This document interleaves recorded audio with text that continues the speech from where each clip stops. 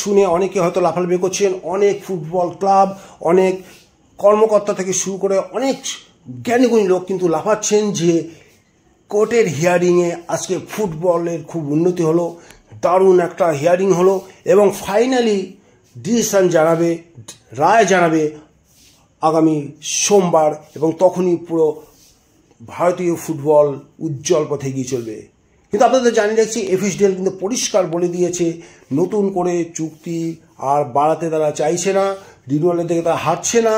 তারা কিন্তু ইন্ডিয়ান ফুটবলের সঙ্গে সম্পর্ক ছেদ করতে চাইছে। যে বকেয়া টাকা আছে 12.5 কোটি টাকা, বাৎসরিক 50 কোটি টাকার মধ্যে তারা ইনস্টলমেন্ট 4টি ইনস্টলমেন্টে শোধ করে, এখনো 12.5 কোটি টাকা বাকি আছে, সেটা দিয়ে তাদের সঙ্গে সম্পর্ক পুরো শেষ করে দেবে।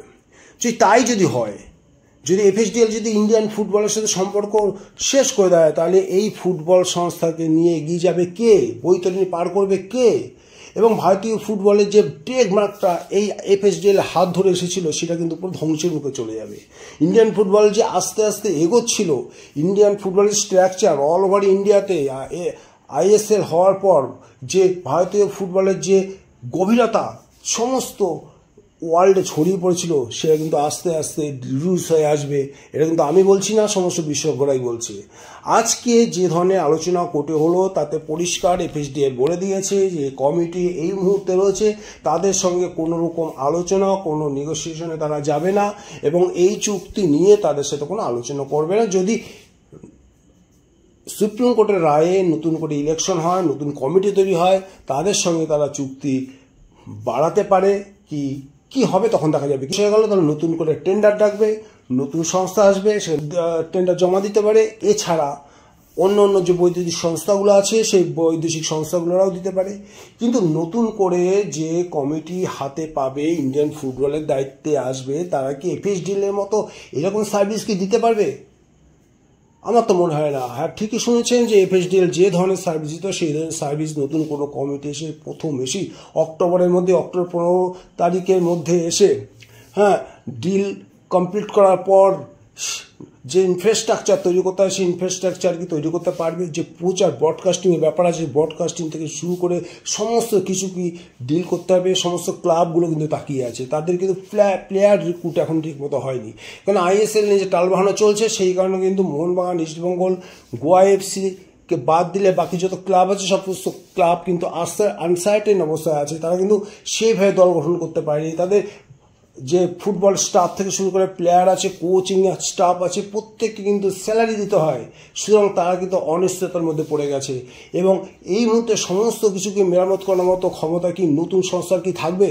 সুতরাং এফএসডিএল যদি এই মুহূর্তে ভারতের ফুটবল থেকে হাত তুলে নেয়, তাহলে ভারতীয় ফুটবলের কি ক্ষতি হবে সেটা তোমাদের ধারণা হচ্ছে না, সেটা আমাদের ধারণাই করতে পারছি না কি হতে পারে। সুতরাং এই আজকের সুপ্রিম কোর্টের যে হিয়ারিংটা হলো, আজকে সুপ্রিম কোর্টে যে আলোচনা হলো, সে আলোচনার যারা যথেষ্ট আনন্দ পেয়েছেন, যারা লাফালাফি করছেন, ভাই তাদেরকে বলছে একটু নজর দাও, একটু ভাবো যে 15 বছর ধরে আইএসএল কী কাজটা করে গেছে, সেই কাজটা নতুন সংস্থার দ্বারা হবে কি হবে না। পাশাপাশি আরেকটা কথা বলছি, যেখানে ফিফা চিঠি দিয়ে জানিয়েছে, এসিএল এফসি চিঠি দিয়ে জানিয়েছে যে ইন্ডিয়ান ফুটবলের যে এখন টালমাটাল অবস্থা রয়েছে, একটা কনকেট সিনারিও যদি 15 অক্টোবর মধ্যে যদি না প্রেজেন্ট করতে পারে, তাহলে কিন্তু ব্যানের মুখে পড়তে পারে ইন্ডিয়ান ফুটবল। এবং সেই চিঠি নিয়ে কিন্তু আলোচনায় কিন্তু আজকে কোর্টে হলো না। আমি অবাক হয়ে যাচ্ছি কেন এই আলোচনাটা কোনো পক্ষই করলো না। অবশ্যই উচিত ছিল এই চিঠি নিয়ে আলোচনা করার এবং তাকে গুরুত্ব দেওয়া, অর্থাৎ ফিফাকে গুরুত্ব দেওয়া অবশ্যই উচিত ছিল। এবং তারা কি জানে না, ফিফাকে উজ্জ্বল রেখে, ফিফাকে বাদ রেখে কোনো ধরনের আলোচনা করা যায় না। সুতরাং যদি অল ওভার ইন্ডিয়াতে যে ইন্ডিয়ান ফুটবলের ফোকাস পেতে হয়, তাহলে কিন্তু ফিফাকে অবশ্যই গুরুত্ব দিতে হবে। ফিফার এই চিঠি নিয়ে আলোচনা করাটা অবশ্যই উচিত ছিল, কিন্তু সেই ধরনের নেগোসিয়েশন কিন্তু কোর্টে আজকে দেখা গেল না। এবং এই মুহূর্তে যদি ঠিক সময় ঠিক মতো যদি কমিটি তৈরি করে কাজে লেগে যেতে না পারে, তাহলে কিন্তু ফিফা ব্যানের মুখে পড়তে পারে অন্তত 3 বছরের জন্য ইন্ডিয়ান ফুটবল, যেমন 22 সালে হয়েছিল। সুতরাং এই দিকটা আমরা নজর দেবো এবং সোমবারে নাকি ফাইনাল ভার্ডিক্ট বেরোবে এবং সেদিনকেই পুরো ঠিক হয়ে যাবে যে আইএসএল এর ভবিষ্যৎ কি। যদিও বা আজকে কোর্ট থেকে বলে দিয়েছে যে সেপ্টেম্বরে সুপার কাপের মতো কোনো একটা টুর্নামেন্ট শুরু করতে, যেখান থেকে সমস্ত ক্লাবগুলোর পক্ষে প্রাক প্রস্তুতি করতে পারে, অর্থাৎ খেলার যে একটা প্র্যাকটিস বলে প্র্যাকটিস টুর্নামেন্ট, সেই প্র্যাকটিস টুর্নামেন্টে খেলে অর্থাৎ খেলার মধ্যে ইনভলভ থাকতে পারে সেরকম একটা টুর্নামেন্ট করতে বলেছে। এবং সেপ্টেম্বরেই হয়তো ওই সুপার কাপটা হবে এবং তারপরে ডিসেম্বরের শেষের দিকে মানে ডিসেম্বরের মধ্যেই কিন্তু আইএসএল শুরু করার জন্য বলেছে। এবং সমস্ত রায়দানটাই কিন্তু আগামী সোমবার দিন হবে এবং তখন কি হবে সেই রায়দানের উপরে নির্ভর করছে ইন্ডিয়ান ফুটবলের ভবিষ্যৎ। সুতরাং দেখা যাক, আমরা অধীর আগ্রহে অপেক্ষা করে আছি এবং তোমাদের জানাবো, আপডেট দিতে থাকবো যে ইন্ডিয়ান ফুটবল এই মুহূর্তে কোন দিকে এগোচ্ছে। খাদের কিনারায় চলে যাবে না আরও উজ্জ্বলভাবে প্রতিফলিত হবে, আমি সেটাই বুঝে উঠতে পারছি না। যারা আজকের কোর্টের আলোচনায় যথেষ্ট উজ্জীবিত হয়ে উঠেছেন যে দারুণ দিন, একটা ঐতিহাসিক দিন, একটা কিছু হলো, আমি তাদের উদ্দেশ্যেই বলছি যে আপাতত এই মুহূর্তে আমরা চুপ থাকি এবং সোমবারের রায়ের দিকে তাকিয়ে থাকি যে সোমবার সুপ্রিম কোর্ট কী রায় দেয় এবং তার উপরই নির্ভর করে কিন্তু আমাদের চিন্তা করতে হবে যে ইন্ডিয়ান ফুটবল কি হবে।